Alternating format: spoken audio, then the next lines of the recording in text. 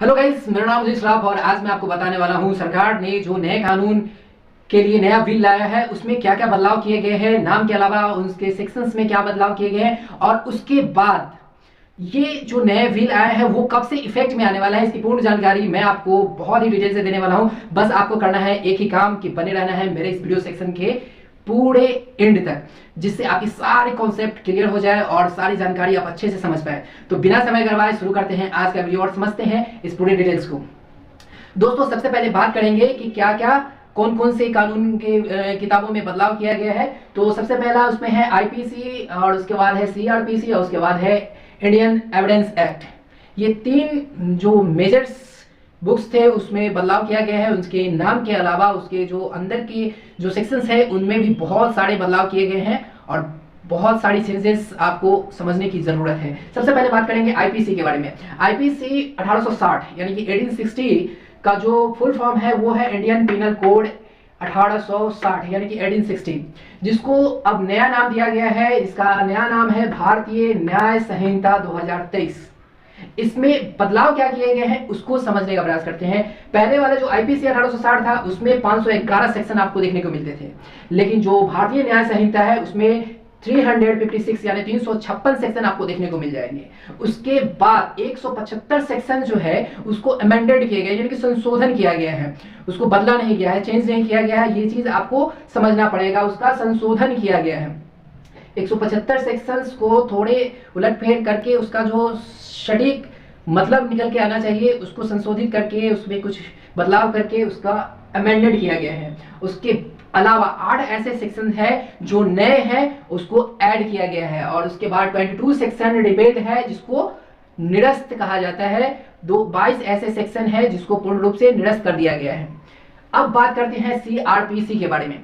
CrPC 1973 का full form है code of criminal procedure 1973, जिसका नाम बदल के रख दिया गया है भारतीय नागरिक सुरक्षा संहिता 2023। दोस्तों, अब इसके डिटेल्स को थोड़ा सा समझते हैं। दोस्तों, इसमें जो सीआरपीसी 1973 था उसमें 533 सेक्शंस आपको देखने को मिलते थे, जिसको अब घटा के 478 यानी कि 478 सेक्शंस में बनाया गया है। उसके बाद 160 सेक्शन को बदला गया है, इसमें अमेंडमेंट नहीं किया गया है, इसको बदला गया है यानी कि बदला हुआ आपको 160 सेक्शन आपको इसमें देखने को मिल जाएंगे भारतीय नागरिक सुरक्षा संहिता 2023 में। उसके अलावा 9 ऐसे सेक्शन न्यू सेक्शंस है जिसको ऐड किया गया है और उसके बाद 9 ऐसे सेक्शन है जिसको रिपील किया गया है यानी कि निरस्त किया गया है। तो इसके अलावा अब बात करते हैं आई एक्ट 1872। इसका फुल फॉर्म है इंडियन एविडेंस एक्ट 1872। इसका नाम बदल के अब रख दिया गया है भारतीय साक्ष्य बिल। बिल का मतलब होता है विधेयक 2023।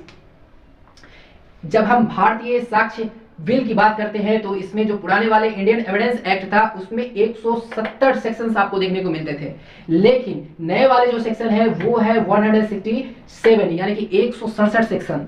उसके अलावा 23 सेक्शंस बदल दिए गए हैं और उसके बाद 1 सेक्शन उसमें नया ऐड किया गया है और उसके बाद 5 सेक्शन रिपील किया गया है यानी 5 सेक्शन को निरस्त कर दिया गया है। दोस्तों, ये थी पूर्ण जानकारी। इसके अलावा आपके मन में यह सवाल उठ रहा होगा कि आखिर ये इतने सारे बदलाव तो हो गए, लेकिन ये जितने भी लॉ बदले गए हैं या बनाए गए हैं या संशोधन किए गए हैं वो इफेक्ट में कब आने वाले हैं। तो वो इफेक्ट में आने का एक प्रोसीजर होता है जो पहले इसको लोकसभा राज्यसभा से जब बिल की मंजूरी मिल जाती है तो उसमें बहुत सारे ऐसे बारीकियों से उसको फिर देखा जाता है, समझा जाता है कि कोई इसमें त्रुटि तो नहीं है। उसके बाद उसका सब सारा प्रक्रिया कंप्लीट होने के बाद पूर्ण रूप से उसका समर्थन मिलने के बाद उसका एक गजट कराया जाता है। जब गजट आ जाता है तो उसमें एक डेट निर्धारित किया जाता है जिससे वो इफेक्ट में आता है। तो वो डेट और गजट आ चुका है और वो डेट आया था 23 फरवरी 2024 को। और ये जितने भी कानून अमेंडेड किए गए हैं नए बिल के थ्रू और जो इसमें बदलाव किए हैं ये सारे चीजें इफेक्ट में आ जाएंगे 1 जुलाई 2024 से। ये सारे कानून आपको धरातल पर नजर आएंगे। इसके अकॉर्डिंग ही नए जो भी प्रोसीजर है उसको फॉलो किया जाएगा और उसी के अकॉर्डिंग न्याय व्यवस्था को सुदृढ़ किया जाएगा। तो ये थी पूरी जानकारी नए बिल के अकॉर्डिंग नए कानून में जो बदलाव किया गया है उससे पूर्ण जानकारी।